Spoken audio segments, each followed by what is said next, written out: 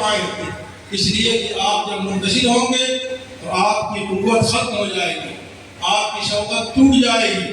اور آپ کہیں ایسا نہ ہو کہ بنی اسرائیل کی طرح جو اللہ نے ان پر انعامات کیے، یہ احسانات کیے، اور بنی اسرائیل نے اس پر ناشکری کی۔ اللہ تعالیٰ نے بنی اسرائیل کو فرمایا یا بنی اسرائیل اذکروا نعمتی التي انعمت علیکم وانی فضلتکم علی العالمین۔ اے بنی اسرائیل، تم اللہ تعالیٰ کے انعامات اور احسانات اور اس کی نمائشوں کو یاد کرو کہ اللہ تعالیٰ نے سارے جہان پر تم کو فوقیت عطا فرمائی، تم کو برتری عطا فرمائی۔ اور کہیں اللہ نے فرمایا وَظَلَّلْنَا عَلَيْكُمُ الْغَمَامَ، کہ اللہ تعالیٰ نے بادلوں کو سائبان بنا دیا، اور بادلوں سے اللہ نے تم کو سایہ فراہم کیا۔ وَأَنزَلْنَا عَلَيْكُمُ الْمَنَّ وَالسَّلْوَىٰ، اور کھانے کے لیے بہترین کھانا من سلوہ کی شکل میں اللہ تعالیٰ نے ان کو عطا کیا۔ لیکن یہی بنی اسرائیل کھانے سے بھی کھا کھا کر اکتا گئے، بور ہو گئے، اور گاجر مولی پیاز کا سوال کرنے لگے، اللہ کی دی ہوئی نعمت کی ناقدری اور ناشکری کی۔ اور اللہ تعالیٰ نے بے شمار انبیاء کرام بنی اسرائیل میں بھیجے، لیکن انہوں نے انبیاء کی ناقدری کی، انبیاء کی حق تلفی کی، انبیاء کی نافرمانی کی، اور انبیاء کو قتل کیا، اور انبیاء کی توحید کے در پہ ہو گئے۔ تو اللہ تعالیٰ نے ان کو ذلت و رسوائی میں ڈال دیا، اور اللہ تعالیٰ نے یہ کیا کہ ان کو جو ہے کئی سال تک وادی تیہ میں 40 سال تک ان بھٹکتے رہے، اور ان کو کوئی منزل اور کوئی راستہ نہیں ملا۔ تو میں آپ کو اس موقع پر جہاں اس بات کی یاد دہانی کرا رہا ہوں کہ اللہ نے آپ پر خاص فضل دیا ہے، خصوصی انعام دیا ہے، وہیں پر میں آپ کو اس بات سے ڈرا بھی رہا ہوں اور آگاہ بھی کر رہا ہوں کہ آپ بنی اسرائیل کی طرح روش نہ پیش کیجیے، بنی اسرائیل کے راستے پر آپ نہ جائیے، اور آپ آپس میں متحد اور متفق ہو کر رہیے۔ اس مدرسہ متعلق علوم کو قائم کرنے والے اور اس کو آگے بڑھانے والے ہمارے قاری شہنواز عالم صاحب عرفانی ہیں، اور معلوم ہوا ہے کہ وہ بالکل دیوانہ کی طرح اس مدرسے کی تعمیر و ترقی میں سرگرم ہیں۔ میں نے جب یہ سنا تو مجھے فوراً یہ بات یاد آئی کہ رسول اللہ صلی اللہ علیہ وسلم بھی اپنے مقصد اور اپنے دعوت و تبلیغ میں ایسے مست اور ایسے سرگرم تھے کہ لوگوں نے ان کو دیوانہ کہنا شروع کر دیا، جس کی تردید اللہ تعالیٰ نے فرمائی کہ وَمَا صَاحِبُكُم بِمَجْنُونٍ، تمہارے صاحب کو، تمہارے دوست کو کوئی جنون نہیں ہوا ہے، کوئی دیوانگی اور کوئی پاگل پن نہیں ہے۔ یہ کام کیا دھن ہے، کام کی لگن ہے، جو ایسا لگتا ہے دیکھنے والے کو کہ آدمی دیوانہ ہو گیا ہے۔ اور جب تک آدمی کسی کام کو، کسی مقصد کو اپنے ذہن و دماغ پر دیوانگی کی حد تک طاری نہ کر لے، وہ کامیاب نہیں ہو سکتا ہے، وہ کامیاب نہیں ہو سکتا ہے۔ جب کسی کام کے لیے وہ تمام کاموں کو بھول جائے، کسی کام ہی کو اپنا اڑنا بچھونا بنا لے، کسی کام ہی کو اپنا مقصد حیات بنا لے، اور بالکل جو ہے اس پر جنون طاری ہو جائے کام کرنے کا،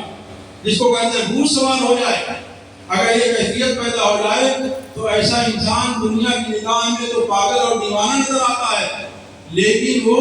اپنے مقصد میں سب سے کامیاب اور سماج کے لیے، معاشرے کے لیے سب سے مفید اور بہترین انسان ثابت ہوتا ہے۔ جو دیوانہ کہہ کے ہنستے ہیں، مذاق اڑاتے ہیں، کل کو دنیا ان کا مذاق اڑاتی ہے، کل وہ خود اپنی دیوانگی کو ثابت کرتے ہیں کہ پیدا ہوئے دنیا میں آئے، 60 سال کی 70 سال کی زندگی گزاری، کھائے پیے دنیا سے رخصت ہو گئے، نہ کوئی کام کیا سماج کے لیے، نہ کوئی کام کیا خاندان کے لیے، نہ کوئی فائدہ پہنچایا عوام کو، نہ کوئی فائدہ پہنچایا اپنی ذات، آئے اور دنیا سے رخصت ہو کے چلے گئے۔ تو بہرحال کئی لوگ ایسے ہیں اس اسٹیج پر، جیسے مولانا اصف الرحمان صاحب ہیں جو اصل ہمارے داعی ہیں،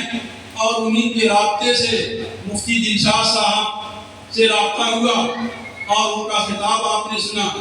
ایسے ہی ہمارے مفتی نعیم صاحب جو بہت ہی استعداد ہیں،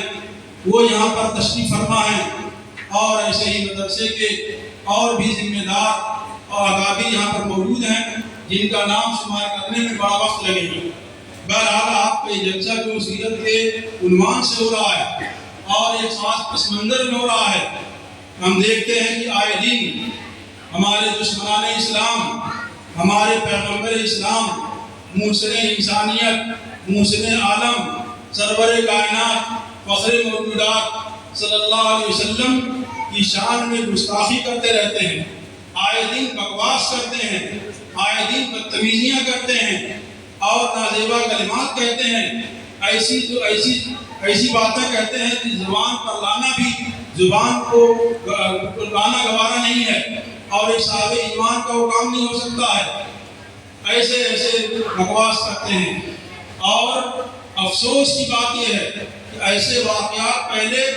یورپ کے ممالک میں ہوا کرتے تھے، کبھی کبھار پیش آتے تھے کہ آپ کا کسی نے خاکہ تیار کیا، اس کو نظر آتش کر دیا، آپ کے بارے میں کسی نے کوئی مضمون لکھا جو اس میں آپ کے اوپر کیچڑ اچھالا اور آپ کی سیرت کو داغدار کیا۔ اللہ تعالیٰ نے ان کو بھی ان کے انجام بد تک پہنچایا اور دنیا نے دیکھا کہ ایسے بےہودہ اور کمینے اور ذلیل اور مجرم لوگ اس انجام کو پہنچے۔ کوئی بجلی کے تار سے جل کر مرا، کوئی کسی اور حادثے میں مرا، جو اس طرح کے واقعات ملکی ممالک میں ہوئے، لیکن آنکھیں نہیں کھلتی ہیں اور آدمی دیدہ عبرت سے ان کو نہیں دیکھتا ہے کہ ایسے بکواس کرنے والے مجرموں کا جو انجام ہوا ہے اور جس فیصلے کردار تک یہ پہنچے ہیں وہی انجام کل ہمارا بھی ہوگا۔ افسوس کی بات یہ ہے کہ وہ برائی ہمارے ملک میں آ گئی ہے اور ہر کمینہ صفت ذلیل انسان اپنی پہچان بنانے کے لیے، اپنے آپ کو ہیرو ثابت کرنے کے لیے اور سستی شہرت حاصل کرنے کے لیے ہمارے پیغمبر اسلام پر کیچڑ اچھالتا ہے، بکواس کرتا ہے، نازیبا کلمات کہتا ہے، ان کی شان میں گستاخی کرتا ہے۔ اور افسوس کی بات یہ ہے کہ ایسے ذلیل اور مجرم اور کمینے لوگوں کو حکومت پناہ دیتی ہے، پناہی کرتی ہے۔ ایسے مجرموں پر کڑی کارروائی، قانونی کارروائی کرنے کے بجائے ایسے مجرموں کو کھلی چھوٹ دے دی جاتی ہے کہ وہ کچھ بھی کریں، دندناتے پھرتے ہیں اونٹوں کی طرح، بدماشوں کی طرح، اوباشوں کی طرح، اور حکومت ان کو لگام نہیں دیتی ہے، قانون ان کو گرفت نہیں لیتا ہے اور ان کو جیل کی سلاخوں کے پیچھے نہیں کیا جاتا ہے، بلکہ اگر کوئی مسلمانوں کا کوئی جماعت ان کے خلاف احتجاج کرتی ہے تو انہی کے خلاف کارروائی کی جاتی ہے، انہی کو جیل میں ڈالا جاتا ہے اور سخت دفعات ان کے نام لکھے جاتے ہیں اور ایسے دفعات لاگو کیے جاتے ہیں کہ وہ زندگی بھر جیل میں سڑتے رہتے ہیں۔ یہ بالکل ہی نامناسب، غیر قانونی اور ملک کے دستور اور ملک کے امن و امان اور سلامتی کے لیے بالکل ہی نامناسب بات ہے، بالکل ہی غلط بات ہے۔ اگر کوئی مسلمانوں پر، مسلمانوں کے دین پر، مسلمانوں کے پیغمبر پر، مسلمانوں کی مقدس مذہبی کتاب پر اور مسلمانوں کے کسی بھی فرد پر کوئی نازیبا ٹپڑی کرتا ہے، نازیبا تبصرہ کرتا ہے اور ایسے مجرم کو کھلا چھوڑ دیا جاتا ہے، اس پر کوئی کارروائی نہیں کی جاتی ہے، تو پھر اس بات کی بھی اجازت ہونی چاہیے کہ اگر کوئی مسلمان پلٹ کر کوئی ایسی گستاخی کر دیتا ہے تو اس پر بھی کوئی کارروائی نہیں کی جائے، لیکن اس کے لیے کوئی تیار نہیں۔ سچی شہرت حاصل کرنے کے لیے، مسلمانوں میں پھوٹ ڈالنے کے لیے، مسلمانوں کو کے جذبات کو بھڑکانے کے لیے ایسے لوگوں کو پری پلاننگ تیار کیا جاتا ہے، منصوبہ بند طریقے پر ایسے لوگوں کو چھوٹ دی جاتی ہے کہ تم یہ کہو اور یہ بکو، اور اس کے بعد مسلمانوں کا ریئیکشن دیکھا جاتا ہے، مسلمانوں کا جذبہ دیکھا جاتا ہے، مسلمانوں کی دینی اہمیت دیکھی جاتی ہے، مسلمانوں کی غیرت کو ناپا جاتا ہے کہ ان میں کتنا اتحاد ہے، ان کا کیا ریئیکشن آتا ہے اور ہم جو اس ریئیکشن سے کتنا فائدہ اٹھا سکتے ہیں۔ ناموس رسالت یعنی وہ رسول جس کو اللہ تعالیٰ نے نبی آخر الزماں، خاتم النبیین کے طور پر دنیا میں بھیجا ہے، دنیا میں مبعوث کیا ہے اور قیامت تک کے لیے وہ تمام انسانوں کے پیغمبر اور نبی ہیں، ان کی شان میں ایسی گستاخی اور ایسی بکواس کی جاتی ہے۔ آل وسلم کی سیرت طیبہ کا مطالعہ ہر مسلمان کو کرنا چاہیے۔ افسوس کی بات یہ ہے کہ اگر کوئی اس طرح کی گستاخی کرتا ہے تو ہم مسلمان جذبات میں آ جاتے ہیں ہمارے اندر دینی اہمیت پیدا ہو جاتی ہے، جوش پیدا ہو جاتا ہے، غضب پیدا ہو جاتا ہے۔ بڑی اچھی بات ہے، ہونا بھی چاہیے کہ کم سے کم اتنی اہمیت کا تو آدمی ثبوت دے، اتنی غیرت ایمانی کا تو ثبوت دے کہ وہ جب اس کی مذہبی کتاب کے بارے میں اور اس کے پیغمبر کے بارے میں، اس کے دین کے بارے میں کوئی بھدا کلمہ کہا جائے، کوئی نازیبہ کلمہ کہا جائے تو مسلمان اس کو برداشت نہ کرے، گوارا نہ کرے۔ لیکن اس کے ساتھ ساتھ ہم سب کو اپنے گریبان میں جھانک کر اور باقاعدہ سچائی کے ساتھ اور دل کے ساتھ اس بات کا اطمینان کرنا چاہیے کہ کیا ہم جس رسول پر ایمان لاتے ہیں، جس رسول کو آخری نبی مانتے ہیں، جس نبی کی تعلیمات کو ہم مانتے ہیں اور جس نبی پر ہم ایمان لاتے ہیں، کیا اس نبی کے طریقے کے مطابق زندگی بھی گزارتے ہیں یا ہماری زندگی سنت سے اور اتباع رسول سے ہٹی ہوئی ہے؟ رسول اللہ صلی اللہ علیہ وسلم کی ناموس،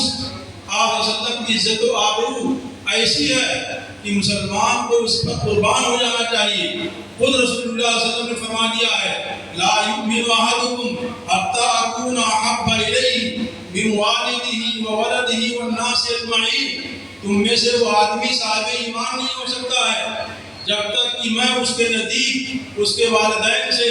اس کی اولاد سے اور دنیا جہان کے تمام انسانوں سے بڑھ کر پیارا اور محبوب نہ بن جاؤں۔ حضرت عمر رضی اللہ تعالیٰ عنہ نے رسول اللہ صلی اللہ علیہ وسلم کے پاس آ کر عرض کیا، اللہ کے رسول، آپ مجھے میری ذات کے بعد سب سے زیادہ عزیز ہیں۔ آپ صلی اللہ علیہ وسلم نے فرمایا کہ بھی تمہارا ایمان کامل نہیں ہوا۔ جب انہوں نے کہا آپ مجھے میری ذات سے بھی زیادہ عزیز ہیں، آپ صلی اللہ علیہ وسلم نے فرمایا کہ اب تمہارا ایمان کامل ہوا۔ تو ایمان لانے کا تقاضا یہ ہے کہ رسول سے ایسی محبت ہو، رسول سے ایسا تعلق ہو کہ آدمی رسول کے بارے میں کوئی نازیبا کلمہ برداشت نہ کر سکے،